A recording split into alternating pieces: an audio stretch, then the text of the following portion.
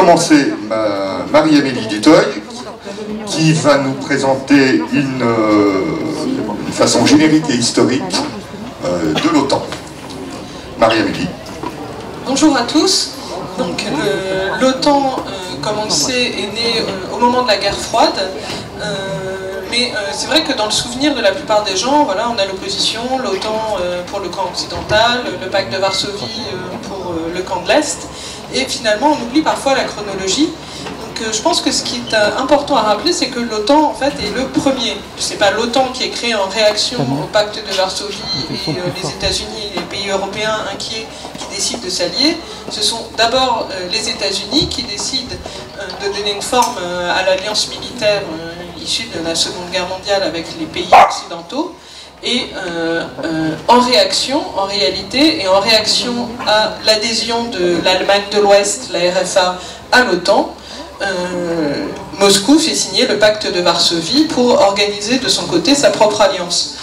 Donc je pense que c'est toujours bien de remettre un petit peu en relation l'effet chronologique, puisque à ce moment-là, comme par la suite également, on voit que le premier geste en fait est posé par les États-Unis et que ensuite le bloc de l'Est réagit un peu en réaction. Donc la spécificité de l'OTAN, c'est qu'il y a un traité d'alliance, ça c'est assez banal du point de vue historique, surtout dans des situations de tension internationale importantes. Mais la spécificité, c'est cette organisation militaire qui est assez unique au monde et qui fait qu'on a une force de frappe tout à fait importante et qui est tout à fait satisfaisante pour les États-Unis, en fait, puisque les États-Unis, grâce à l'OTAN, en fait, augmentent leurs moyens militaires, puisqu'ils ont à leur disposition les moyens militaires des pays de l'Alliance Atlantique, en plus des leurs, et ils ont également, en termes logistiques, les bases et les sites en Europe qui leur permettent d'asseoir leur puissance militaire. Donc évidemment tout ça dans le contexte de la guerre froide et de la guerre de Corée au début des années 50 et qui font que tout le monde se prépare à une troisième guerre mondiale qui semble à cette époque-là probable, en tout cas possible. Et donc les États-Unis veulent absolument conserver une puissance militaire présente en Europe et pas seulement dans la zone occupée en Allemagne. Et les pays européens eux-mêmes, qui ont quand même beaucoup souffert de la Seconde Guerre mondiale, ne sont pas mécontents d'avoir l'appui américain tout de suite.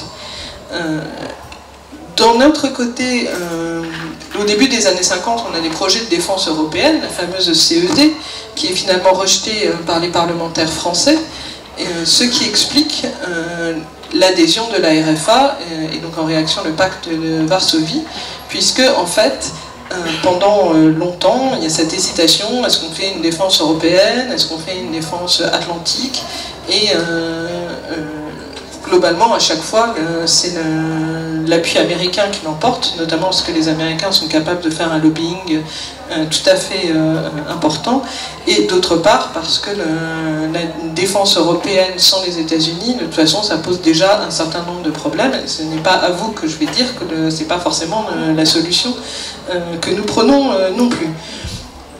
Donc, le problème principal, c'est que ça met tous les pays européens sous cette tutelle américaine, et notamment pour ce qui est de l'armement nucléaire au début des années 50, c'est extrêmement problématique, puisque si en fait l'arsenal nucléaire de l'OTAN, c'est l'arsenal nucléaire américain, et ça ne laisse aucune possibilité, ni technique ni politique, aux pays de l'Alliance pour gérer leur propre arsenal nucléaire, donc, et leur propre technologie.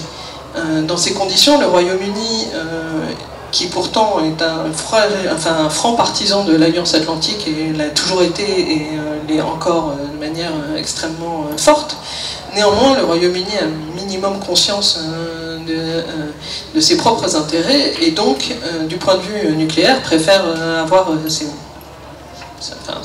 son propre arsenal, sa propre base, et il en est de même pour la France, qui est elle aussi réticente à se contenter du parapluie nucléaire américain pendant la guerre froide. l'OTAN présente un certain nombre d'avantages, et on voit bien que quand De Gaulle arrive au pouvoir en 1958, il ne sort pas de l'OTAN tout de suite. Il commence par essayer de négocier avec les Américains, et notamment avec Eisenhower, qui est le responsable de l'OTAN à ce moment-là, une forme de rééquilibrage des processus de décision et du pouvoir de la France au sein de l'OTAN. Et néanmoins, quand il se rend compte que ça n'est pas possible et qu'en fait l'OTAN ne défendra jamais les intérêts français mais défendra toujours les intérêts américains, et que d'un point de vue de souveraineté, en fait, ça met l'armée française dans une situation de dépendance et d'incapacité à agir par elle-même, et la France en incapacité de gérer sa propre politique étrangère, dont le volet militaire est toujours important, il finit par décider de quitter le commandement intégré de l'OTAN. Donc cette décision est prise en 1965. Il faut bien se rappeler que c'est une décision qui est extrêmement forte, puisque la plupart des quartiers généraux de l'OTAN à cette époque-là sont en France, puisque la France avait des instructions. Enfin, c'est la France en fait le seul pays qui avait une armée digne de ce nom sur le continent européen dans les années 50, puisque l'armée allemande avait subi quelques pertes, et les autres pays n'avaient pas d'armée aussi conséquente. Donc tous les QG de l'OTAN étaient en France, et donc ils sont tous déplacés, notamment en Belgique, où le siège de l'OTAN est désormais installé. Enfin, c'est plus qu'une décision symbolique, hein, c'est vraiment une décision importante, et qui a pu susciter des réactions assez négatives, notamment en France, mais voilà, pour De Gaulle, c'est clair, c'est absolument impossible que la France ait sa propre politique de dissuasion nucléaire, sa propre politique militaire, sa propre politique de défense et de technologie militaire, et en même temps de faire partie du commandement intégré de l'OTAN, puisque ça veut dire en fait qu'on se soumet totalement aux forces armées américaines. Ce qui est intéressant de noter, c'est que pendant toute cette période de la guerre froide, l'OTAN, qui a été conçue comme une force d'intervention militaire du camp occidental, ne réalise en réalité aucune intervention militaire. Comme la guerre froide est une période de très très forte tension, évidemment tout le monde est relativement inquiet que ces tensions puissent dégénérer. Enfin, il y a quand même des moments extrêmement tendus où la guerre semble vraiment question de jours, si ce n'est d'heures, et en réalité, donc, durant toute cette période, le face-à-face entre le bloc de l'Est et le bloc de l'Ouest reste en Europe un face-à-face non militaire, mais avec une très forte présence militaire. Donc c'est une démonstration de force, mais de force non utilisée. Donc l'OTAN a un gros rôle de dissuasion. On va passer directement à la fin de la guerre froide, puisque c'est à ce moment-là que l'OTAN change complètement de nature, puisque ce qui paraît logique une fois que l'URSS disparaît, c'est que l'OTAN disparaisse aussi. Voilà, le pacte de Varsovie disparaît, on pourrait se dire, voilà, logique, c'est que l'OTAN disparaisse, et à ce moment, au début des années 90, beaucoup de gens pensent que l'OTAN n'a plus vocation à exister. Et néanmoins, l'OTAN continue à exister, notamment en fait sous la pression des ex-pays de l'Est qui n'ont pas tellement confiance dans l'avenir de la Russie et l'avenir de la politique étrangère de la Russie, et donc décident que le parapluie américain c'est le parapluie qu'ils veulent. Et on a un choix très très clair de tous les pays de l'Est, notamment la Pologne qui est un des plus importants, en tout cas quantitativement. À chaque fois, depuis les années 90, chaque fois que la Pologne aura un choix de défense à faire, ça sera le choix américain. Et le symbole le plus clair, c'est que le lendemain de son adhésion à l'Union européenne, la Pologne achète des avions de guerre américains. Et tous les pays de l'Est, en fait, sont dans cette logique-là et défendent, en fait, l'OTAN à fond. Et les années 90, en fait, voient l'OTAN commencer à agir militairement, ce qu'il n'avait jamais eu l'occasion de faire jusqu'à présent, avec des opérations qui sont des échecs, globalement. Donc le premier champ d'intervention de l'OTAN, c'est la Yougoslavie, et la guerre en Yougoslavie, avec d'ailleurs des forces de l'OTAN qui sont toujours présentes au Kosovo, puisque la situation en fait n'est pas réglée. Donc on ne peut pas dire que ça soit une grande réussite. Le deuxième grand champ d'intervention de l'OTAN, c'est l'Afghanistan, qui n'est pas vraiment dans l'Atlantique Nord, mais peu importe. Voilà, on sent là qu'on a un élargissement du champ d'action de l'OTAN à des endroits qui n'ont rien à voir avec l'origine. Et là encore, ça se solde par un échec, puisque, alors on n'est plus en Afghanistan, mais du point de vue de l'objectif qui était d'empêcher les talibans d'avoir le pouvoir en Afghanistan, on a un échec complet de cette intervention. On a de nombreuses autres interventions de l'OTAN depuis le début du XXIe siècle, et on voit bien en fait que l'OTAN est devenu le bras armé des États-Unis, qui permet aux États-Unis de répartir leur effort de guerre sur les pays membres de l'Alliance, l'exception étant la deuxième guerre d'Irak, puisque avec l'opposition de la France, c'était plus compliqué d'impliquer l'OTAN, mais voilà, on voit bien que l'OTAN est vraiment devenu le bras armé des États-Unis. En Europe, l'OTAN est vraiment défendue au niveau européen par les pays de l'Est et par un certain nombre d'autres pays aussi, toujours dans l'idée que le parapluie américain, c'est ce qui nous protège, et finalement on a un certain nombre de pays qui n'aiment pas la France, donc ne veulent pas d'une hégémonie française, qui craignent au niveau militaire, et donc préfèrent une hégémonie américaine, parce que au moins comme ça c'est pas les Français. C'est un peu caricatural, mais je ne suis pas sûre que ça soit complètement fou. Et bien sûr, nous arrivons aujourd'hui, dans les années 2020, probablement à une nouvelle phase d'existence de l'OTAN, avec le déclenchement de la guerre en Ukraine et ses évolutions, et l'adhésion de nouveaux pays, notamment des pays scandinaves comme la Finlande, qui jusqu'à présent était resté tout à fait à l'écart de ces questions militaires, et puis l'Ukraine bien sûr. Et donc là je vais laisser les prospectives à mes camarades, mais donc ce qu'on voit, c'est que vraiment l'OTAN a changé de nature en fait depuis la fin de la guerre froide pour devenir une vraie organisation militaire d'intervention au service des États-Unis, et en fait qui a permis aux États-Unis de se passer de l'ONU, puisque dans le même temps où l'OTAN a pris une grande importance et est devenue très active sur la scène internationale, on voit bien que les casques bleus et l'ONU, en revanche, eux, ont sinon disparu, du moins n'ont plus du tout la même importance qu'ils pouvaient avoir autrefois. Et donc du point de vue des relations internationales, on voit que l'OTAN a pris une importance considérable qui n'est pas forcément en notre faveur. Merci Marie-Amélie, que vous pouvez l'applaudir pour cette belle présentation de l'OTAN. Je vous propose de rentrer plus en avant dans le détail de cette institution, et nous allons aborder maintenant la question cruciale. Pourquoi sortir de l'OTAN?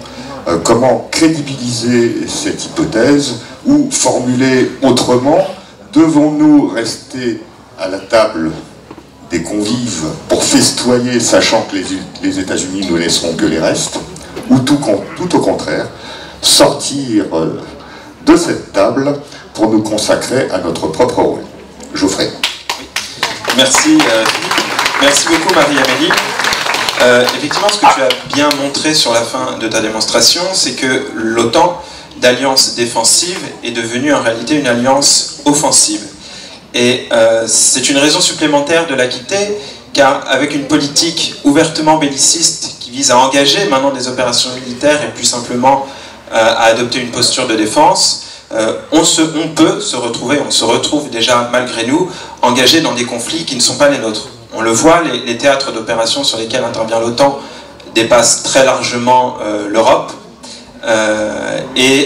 donc on sent bien que la nature prétendument initiale de cette organisation a changé. C'est donc bel et bien le bras armé des États-Unis, c'est de plus en plus assumé comme tel, à tel point que, d'ailleurs je me permets d'anticiper la future question, l'objectif OTAN 2030, qui est donc pour bientôt, qui a été adopté au dernier sommet de Madrid, assume cette transformation et cette évolution de l'OTAN vers une alliance, donc je le disais, offensive, très officiellement dans le concept stratégique de l'organisation, c'est-à-dire le document qui définit la politique de l'organisation au niveau international, qui a été adopté par les États membres de l'Alliance. La Chine, la Russie sont désignés comme des adversaires à combattre. Est-ce vraiment le rôle d'une alliance défensive de désigner des adversaires et de préparer ces États à les combattre? Je ne suis pas certain, surtout qu'encore une fois, on s'éloigne évidemment du théâtre initial qui est le théâtre européen. Donc l'OTAN, qui n'a plus de raison d'être en réalité depuis l'effondrement de l'Union soviétique, se cherche une nouvelle raison d'être et en réalité reprend ce qui a toujours été sa nature, c'est-à-dire être le bras armé de la politique américaine. Et donc cet objectif OTAN 2030 reprend en fait les grandes lignes de la politique étrangère américaine. Ce sont les mêmes termes, les mêmes objectifs, les mêmes mots qui sont employés par le département d'État américain que par l'OTAN, qui prétend avoir sa propre politique. Donc étant la même chose, avons-nous intérêt à rester dedans? Bien sûr que non. Parce que cette alliance, avec ses textes et son organisation, elle est contraignante. Si elle provoque des conflits et qu'en réaction des pays attaquent un membre de l'OTAN, nous serons engagés dedans. On le voit là très clairement, et je laisserai évidemment Romain développer ce point avec le conflit ukrainien, avec l'hystérie, et c'est peu dire, quand bien même on peut les comprendre d'un point de vue historique, des pays de l'Est vis-à-vis de la Russie. On est à deux doigts d'un conflit ouvert entre un pays membre de l'OTAN et la Russie, et le jour où ce conflit arrivera, où ce casus belli se produira, on sera à nouveau au bord d'une troisième guerre mondiale, car l'OTAN, si elle se respecte elle-même, devra intervenir, et ses États membres devront s'engager militairement contre la Russie, qui est une puissance nucléaire, on le rappelle, et donc il est difficile d'envisager en cas de conflit militaire ouvert et direct une issue qui ne se termine pas par un feu nucléaire. Entendu que sur le plan conventionnel, a priori la Russie serait rapidement, si en tout cas les Américains mettaient les moyens, probablement dépassée, donc il lui restera à elle que l'arme nucléaire pour faire face, et ensuite avec les réponses, c'est la fin du monde. Donc ce danger est réel, il est plus réel que jamais. Moi je ne suis pas pessimiste par nature, j'ai tendance à penser que la folie n'ira pas jusque là, mais en même temps ça fait plusieurs années, on le voit sur d'autres sujets, que la folie tente à inspirer nos dirigeants un peu partout dans le monde, donc allez savoir. Mais voilà, toujours est-il que l'OTAN est une organisation qui a changé de nature, qui s'assume maintenant comme une alliance offensive, et c'était une raison supplémentaire de la quitter, car évidemment la France, elle, doit conduire sa propre politique, défendre ses propres intérêts. Nous, c'est évidemment l'idéal que nous nous faisons. Nous souhaiterions que nos dirigeants soient inspirés par les mêmes ambitions et les mêmes vues, et on ne peut que regretter que ça ne soit pas le cas. Alors, faisons néanmoins l'hypothèse que des dirigeants patriotes arrivent à la tête de la France et que nous quittions l'OTAN. Dans le cas d'un pays comme la France, sur le plan militaire, ça ne nous causerait pas beaucoup de problèmes. Qu'est-ce que c'est que d'avoir un outil militaire de défense indépendant? C'est d'une part avoir une armée calibrée aux besoins et aux ambitions du pays, idéalement sans carence capacitaire, c'est-à-dire une armée capable de mener tous les types de missions en totale autonomie, sans dépendre d'un autre pays. Et c'est également disposer d'un appareil productif de défense à même de répondre entièrement aux besoins des armées du pays. Aujourd'hui, très peu de pays dans le monde cochent ces deux conditions. Les États-Unis assurément, la Russie, la Chine, et c'est difficile d'en citer beaucoup d'autres, mais la France n'est pas loin d'être dans cette configuration. Elle a encore un appareil de défense productif qui est, j'y reviendrai peut-être, menacé par nos propres dirigeants qui cherchent toujours à favoriser des alliances et des fusions au niveau européen, ce qui est une grosse erreur. Il faut évidemment que le capital et les usines soient en France et que l'ensemble du dispositif du tissu industriel militaire reste 100% national. Mais cet outil, il existe encore, il est prégnant, c'est plus de 200 000 emplois. On le voit aujourd'hui, les rares domaines où la France fait un excédent en termes de commerce extérieur, c'est l'aéronautique et c'est la défense. Donc cet outil industriel existe, il faut juste le protéger et le développer davantage. Quant à avoir une armée calibrée aux besoins du pays, là ça n'est clairement pas le cas. On a une armée échantillonnaire et il faudrait au minimum doubler l'effort de défense par rapport à ce qui est prévu pour y arriver. Mais vous voyez, là où je ne suis pas totalement pessimiste, c'est que les bases sont encore là pour réussir ce sursaut. Si on a une volonté politique et qu'on met les moyens on peut augmenter le format de nos armées à un niveau satisfaisant. Et pour la même raison, on peut maintenir et développer notre outil industriel. On les a encore. Voilà. Donc, je veux rester optimiste sur ce point. Non, mais tu as raison de nuancer. Mais ce que je veux dire, c'est que si on voulait se donner les moyens... Oui, non, mais il y a des... D'ailleurs, c'est pas l'objet de la table ronde, mais si on prenait voilà, par détail les différentes industries, l'armée de terre, terre, mer, air, et qu'on voyait ce qui est fait, effectivement, faut reprendre. Mais ce serait pour moi qu'une question de volonté politique. On a encore les ingénieurs, on a encore les formations, mais ça supposerait un développement considérable. Si, soyons pas pessimistes. Oui, non, mais donc... tout n'est pas encore perdu, on peut le faire, et la preuve c'est qu'on produit encore. Mais c'est sûr qu'on est à une période stratégique, on est à un point de bascule. Par exemple, on l'a vu, on l'a tweeté, il y a une grosse actualité en ce moment sur le SCAF, donc le futur avion de combat qui est censé remplacer le Rafale. Nous avons toujours été partisans, d'ailleurs comme Dassault, d'une solution 100% nationale, puisque nous avions été capables de faire le Rafale, lui faire un successeur 100% français. Macron, pétri d'idéologie européiste, a tenu absolument à faire un avion avec les Allemands, et c'est peu dire que ça se passe mal, puisque déjà les Allemands nous embêtent sur les transferts technologiques, sur le partage du travail industriel, sachant que sur ce point, les négociations n'ont même pas commencé. On est qu'au stade des prototypes et des éléments technologiques.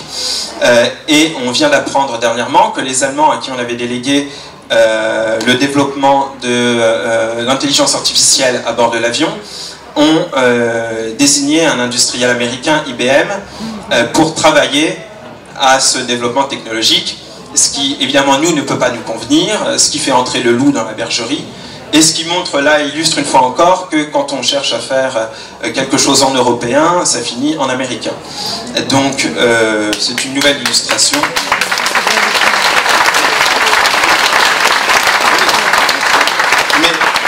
Ceci dit, moi ça ne me satisfait pas non plus de le faire en européen, je veux le faire en français, point.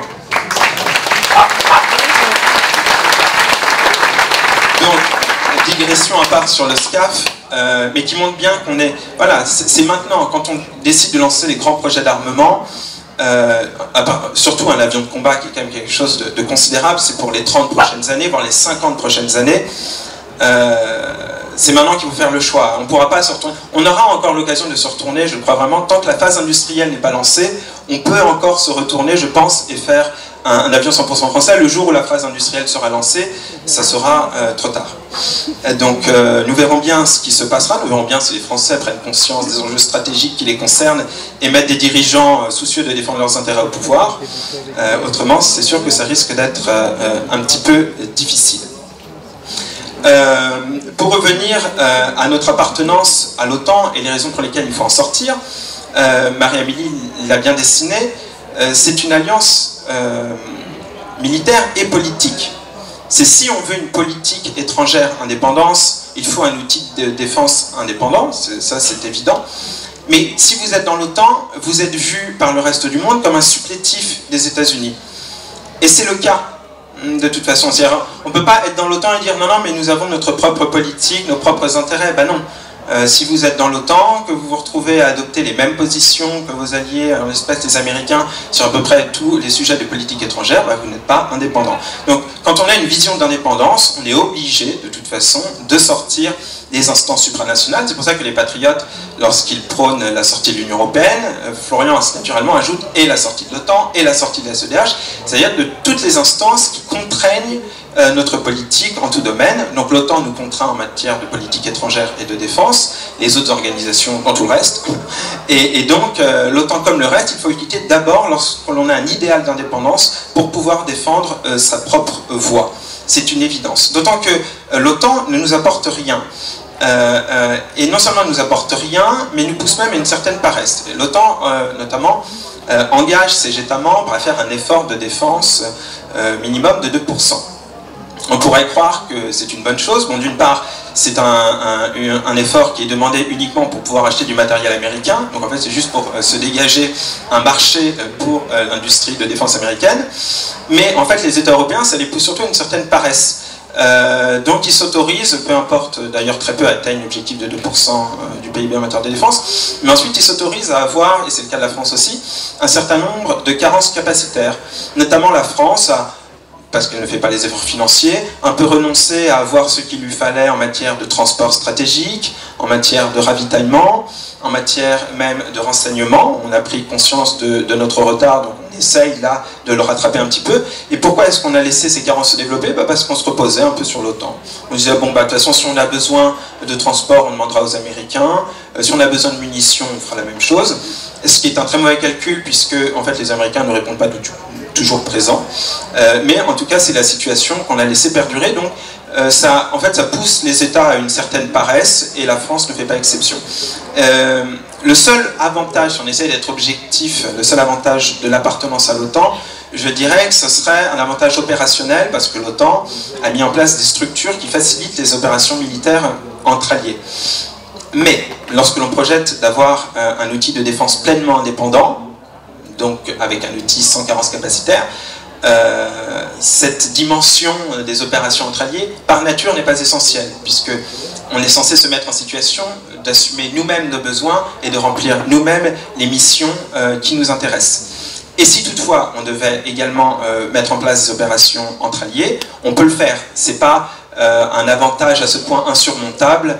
On peut parfaitement monter des opérations entre alliés avec des pays d'ailleurs qui sont hors OTAN, et on le fait tout en étant dans l'OTAN. Donc c'est la preuve que c'est possible, et il ne tiendrait qu'à nous, au gré de nos alliances et de nos intérêts, de développer ce point. Donc vous voyez, si on vous dit oui, mais si on sort de l'OTAN, on se retrouve tout seul pour mener nos opérations militaires, bullshit, c'est faux. Et d'abord, parce que vous auriez les moyens militaires de les mener vous-même. Et ensuite, vous pouvez mener vos propres alliances et mettre en place vos propres structures. Donc ça n'est pas indépassable du tout. Et sur tous les autres points, si on raisonne en termes militaires, la France n'a pas besoin de l'OTAN. Elle n'a pas besoin du parapluie nucléaire américain, puisque nous avons notre propre dissuasion nucléaire et que nous faisons à peu près ce qu'il faut, je dis bien à peu près, parce qu'en fait il y a plein de petits problèmes quand même, pour avoir une dissuasion 100% nationale, c'est-à-dire que ce soit au niveau de la recherche, du développement industriel et ensuite du développement des vecteurs et des armes nucléaires. C'est pas parfait, mais on est quasiment dans un processus 100% national, donc on n'a pas besoin des Américains pour le parapluie nucléaire, et en dehors de ça, l'OTAN ne nous apporte rien, puisqu'elle ne fait que nous exposer en réalité aux choix politiques des Américains, à leur impopularité mondiale, et à leur tendance désastreuse à provoquer des conflits.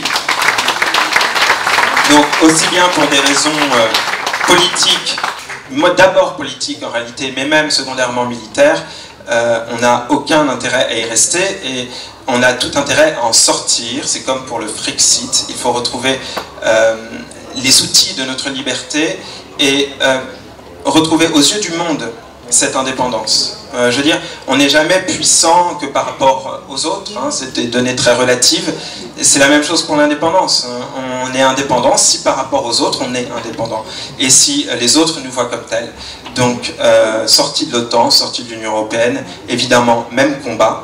Je dirais juste un mot sur certains projets qui sont liés donc, à l'OTAN 2030, parce que c'est pas que des intentions de déclarer des objectifs en termes de géopolitique, c'est aussi des règles contraignantes, parce que l'OTAN change ses règles de fonctionnement. Ils instaurent notamment maintenant une pratique de concertation entre alliés avant les sommets internationaux. Et ça, c'est nouveau. C'est-à-dire que maintenant, avant le G20, avant les assemblées générales de l'ONU, il y a une réunion des ambassadeurs de l'OTAN pour essayer de fixer une ligne commune. En réalité, c'est pour que les Américains donnent leurs consignes au pays et mettre en œuvre leur politique. Ça, c'est nouveau. C'est une raison supplémentaire d'en sortir. C'est la fin du consensus, avec une réduction du droit de veto des États, puisque la plupart des décisions sont censées être prises à l'unanimité. Bon, c'est un peu comme avec l'Union Européenne d'ailleurs, cette règle du consensus vole en éclats, et cette règle du droit de veto vole en éclats pour préférer le consensus, c'est-à-dire imposer des décisions à des pays qui n'en voudraient pas. Cette évolution aussi doit nous pousser à sortir de l'OTAN. Voilà, et je vais à présent laisser la parole à Romain, qui va, je pense, un peu plus développer sur le plan géopolitique, la nuisance de l'OTAN sur le reste du monde. Non, je vais commencer par une petite citation. Ma manière de voir, l'Europe unie devenant un partenaire égal des États-Unis d'Amérique et cette Europe, non pas la France seule, C'est cette Europe qui devra jouer cette grande partie en direction du tiers-monde et de l'Amérique latine, mais dans l'unité atlantique. Or, je vois que, avec crainte, l'initiative unilatérale d'indépendance nationale dans laquelle on se complaît produit des troubles graves dans l'Alliance atlantique. Jean Le Canuet, 1964, pour condamner la reconnaissance unilatérale de la Chine populaire par le général de Gaulle. Voilà. Donc, cette citation, ça aurait pu être celle de Macron lors d'un débat d'entre-deux tours il y a 10 ans de cela. Alors, regardons maintenant, et j'ai pris cette citation à dessein parce que la question qui est posée est une question qui est d'actualité. Aujourd'hui, le président sikh de la République, sikh, a récemment déclaré qu'une intervention militaire chinoise à Taïwan serait une agression contre son voisin. Ah bon? En 1964, quand la France du général de Gaulle a reconnu la Chine populaire, on a précisé dans les communiqués que c'était toute la Chine, incluant Hong Kong, incluant Macao, donc ça c'est réglé, et incluant Taïwan. La position officielle de la France depuis 1964, c'est que Taïwan, c'est la Chine populaire. Point barre. Et donc, aujourd'hui, nos amis américains, au sein de l'OTAN, ont décidé qu'ils vont livrer des armes à Taïwan. Ils le font ouvertement, en narguant les Chinois. Et mes chers compagnons, demain, si les États-Unis envoient plusieurs cargos avec une escorte militaire débarquer des armes à Taïwan, je vous rappelle officiellement le fait de livrer des armes à un État non reconnu, ça s'appelle du trafic d'armes en droit international. Que va-t-il se passer? Est-ce que les Chinois vont laisser les Américains arriver? Il y a de fortes chances qu'ils arraisonnent les bateaux américains. Acte d'agression contre un pays de l'Alliance. Et là, que va-t-il se passer? La France étant membre de l'OTAN.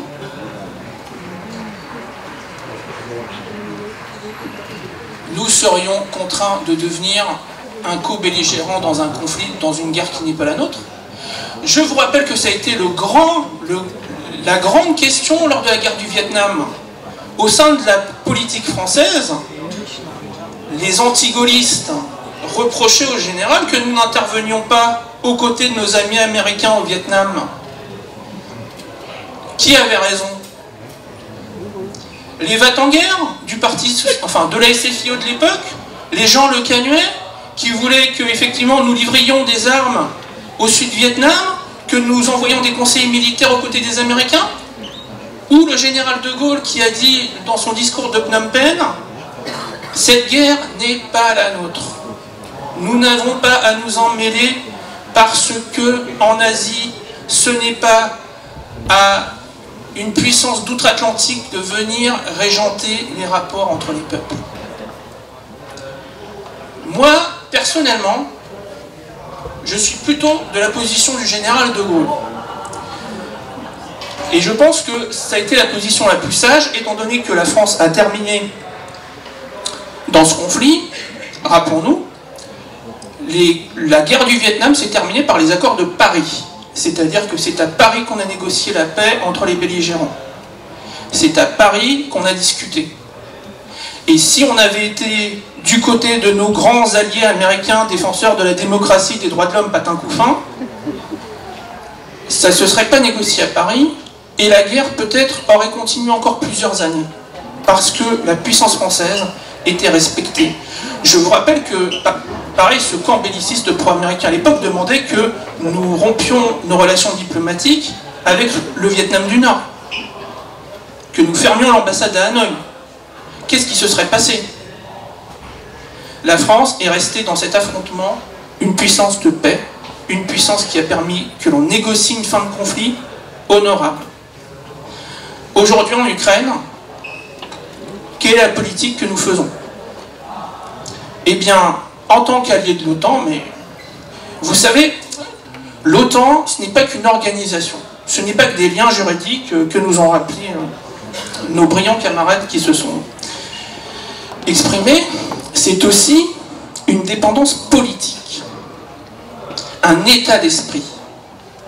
C'est le fait qu'on a plusieurs dizaines de fondations transatlantiques qui vous serinent toute la journée que l'OTAN est indépassable, que l'OTAN ça défend la démocratie, que l'OTAN ça défend les droits de l'homme et tout ce que vous voulez. Et en fait, c'est un outil d'ingérence dans la politique française. Parce que si on se contente de sortir de l'OTAN, mais qu'on ne combat pas aussi politiquement l'atlantisme, même si les Américains restent nos alliés, ils le resteront parce que, effectivement, on ne peut pas concevoir que les liens pluriséculaires entre nos deux peuples ne fondent pas quand même une relation un peu particulière. Mais il faut que nos alliés américains commencent à ressentir que la France est un pays indépendant. Et que, par exemple, il serait bien que les bureaux de l'Atlantique Council, par exemple, à Paris, ferment un jour. Prenons ça d'abord. Alors, je reprends le fil de la discussion sur notre appartenance à l'OTAN nous conduit, en Ukraine, nous a conduit à faire des choses qui font que la France est devenue, au niveau international, le toutou, le caniche des Américains. Première chose, et nous a fait commettre d'ailleurs des crimes graves internationaux. Le fait de négocier de mauvaise foi à Minsk les accords de paix, maintenant ça a été avoué par Mme Merkel, mais aussi notre président François Hollande de l'époque. Je vous rappelle, négocier de mauvaise foi est un crime international. C'est une violation grave du droit international. Or, nous l'avons dit, nous avons négocié de mauvaise foi. Nous avons fait croire aux Russes que nous négocions un accord de paix, et en fait, on négociait une trêve pour permettre aux Ukrainiens de se refaire la santé avec un accord dont on savait qu'il ne serait pas appliqué et qu'on ne ferait pas pression sur l'Ukraine pour qu'il l'applique. Première chose. Et ça, bien sûr, qu'on ne me fasse pas croire que ça n'a pas été fait sous la dictée des Américains, qui ont été bien contents, effectivement, que leur petit protégé à Kiev n'ait pas la déculottée militaire qu'ils étaient prêts à se prendre en 2015. Deuxième chose, aujourd'hui, la France est rendue dans une concurrence avec les partenaires de l'OTAN pour savoir qui livrera le plus d'armes et qui livrera le plus d'armes qui sont calibrées pour toucher le territoire russe. Je vous rappelle que les missiles qui ont touché le pont de Crimée, c'est-à-dire quand même touché une infrastructure civile, en plus symbole pour les Russes de l'appartenance de la Crimée à leur pays, et en plus qui avait été inauguré par Vladimir Poutine lui-même, et bien ces missiles sont des missiles de fabrication française. Et ensuite, notre président va dire « J'ai envie d'aller au sommet des BRICS parce que la France, c'est une puissance indépendante. » Ah bon? On colle des sanctions aux Russes, on bombarde leur territoire avec nos armes, et ensuite, on arrive et on dit non mais en fait on voudrait négocier avec vous, on voudrait faire partie de votre format de négociation. Il y a un truc qui est un tout petit peu illogique là-dedans. Et enfin, aujourd'hui, grâce à l'OTAN, effectivement, nous sommes à la merci d'un affrontement militaire armé direct avec les Russes, parce que nos alliés polonais, lituaniens et lettons menacent, ils l'ont fait 28 août dernier, de fermer toutes les frontières autour de la Biélorussie. Alors pour ceux qui ne savent pas, la Biélorussie, c'est le petit prolongement de la Russie que vous avez en territoire polonais et dans les pays baltes. Et si on ferme toutes ces frontières-là, que va-t-il se passer? Le transit des Russes pour aller dans leur territoire de Kaliningrad sera coupé. Ce qu'on appelle le corridor de Suwałki. Et que va-t-il se passer donc? Là, c'est ce qu'on appelle un casus belli. Parce que les Russes n'accepteront jamais que le territoire de Kaliningrad devienne une enclave, une prison à ciel ouvert pour ses citoyens. Donc aujourd'hui, une décision de nos alliés pourrait nous entraîner dans une guerre avec les Russes, sans que nous l'ayons voulu, sans que nous l'ayons décidé. Deuxième fait, aujourd'hui, ça tient un peu de choses, hein. La paix ou la guerre. Cet hiver, le commandant en chef de l'armée ukrainienne, M. Zaloujny, a demandé à ceux qui décident au sein de l'OTAN, c'est-à-dire les Américains, l'autorisation de pouvoir attaquer directement le territoire russe dans la région de Belgorod pour prendre le groupe d'armées russes du Donbass à revers. Prenez le territoire russe, on fonce vers le sud, et hop, on encercle le groupe d'armées russes. Vous savez ce qui s'est passé? La paix ou la guerre dépendait d'un débat entre les militaires du Pentagone et les hauts fonctionnaires civils conseillers de M. Biden à la sécurité nationale. Les civils disaient les Ukrainiens ont le droit d'utiliser tous les moyens pour se défendre, y compris d'envahir le territoire russe internationalement reconnu, ça ne pose pas de problème. Et ce sont les militaires américains du Pentagone qui ont dit attention, si on franchit cette ligne rouge-là, pour le coup, on va vers l'affrontement direct avec l'OTAN et à l'affrontement nucléaire. Et grâce à Dieu, c'est les militaires qui ont remporté le morceau. Mais il s'est suffi de pas grand-chose pour que nous rentrions dans un affrontement armé direct entre l'OTAN et la Russie. Puissance nucléaire, comme le disait mon camarade. Enfin, je terminerai sur... parce que vous voyez un peu les dangers. Il y a une chose quand même qui est un problème aussi dans l'OTAN, c'est que ça nous coupe du monde qui est en train de s'organiser, de vivre. C'est-à-dire les pays du Grand Sud. Tout se passe comme si, quand vous ouvrez LCI, la Chine, l'Inde, la Russie, le Brésil étaient encore... Enfin, comme si l'Inde, la Chine et le Brésil étaient encore des pays tiers-mondisés. Tout se passe comme si ils ne représentent pas déjà 50% du PIB mondial. Tout se passe comme si ces pays allaient écouter tranquillement les leçons des grands frères occidentaux. Eh bien, regardez le dernier sommet des BRICS. Le fait que vous ayez 9 pays qui soient candidats à l'entrée aux BRICS montre quelque chose. Hein? Les pays qui demandent à être membres de l'OTAN, voilà. Bon. Okay. L'Ukraine, la Moldavie, bon, c'est bon. Face à l'Inde, à la Chine, le match va être court mais intense. Par contre, regardez le basculement du monde. Un pays comme l'Arabie Saoudite, s'il y a 20 ans encore, on m'avait dit qu'un prince héritier saoudien allait dire non à un président américain, on n'augmentera pas nos quotas de production parce qu'on s'est entendu avec les Russes, donc retourne dans ton pays et va te gratter. Si on m'avait dit que ce même prince avait dit « Écoutez, je vais vendre mon pétrole en yuan et pas en dollars parce que j'ai envie de commercer avec les Chinois et avec le reste du monde sans pouvoir être à la merci des sanctions américaines », moi je ne l'aurais pas cru il y a 20 ans. Et personne ne pouvait le croire. Il y a 20 ans, si Mohamed Ben Salman avait parlé comme ça, aujourd'hui il ne serait plus vivant pour en parler.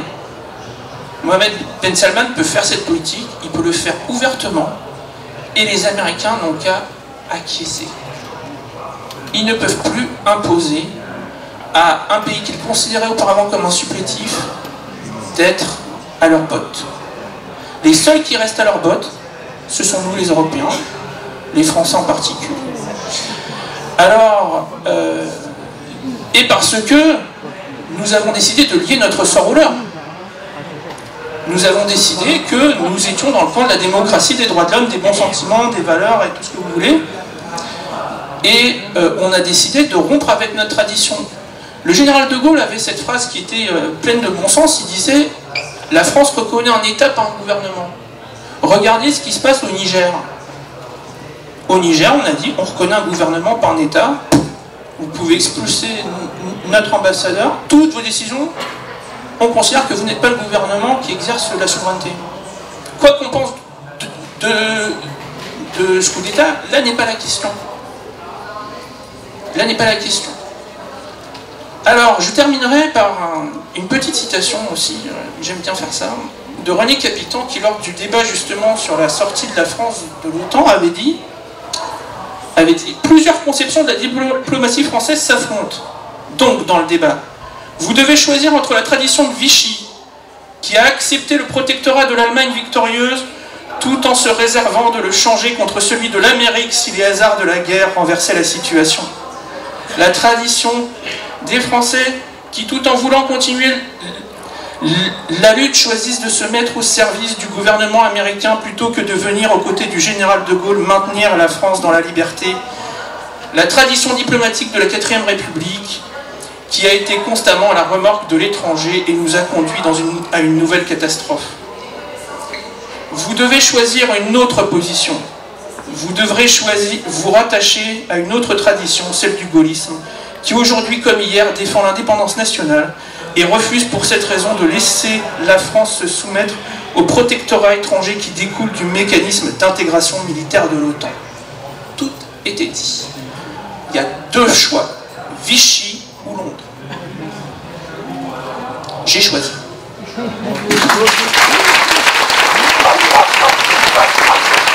Merci beaucoup, Romain. Dans le peu de temps que vous étiez imparti, on a bien vu l'historique, on est rentré un peu plus dans le détail là.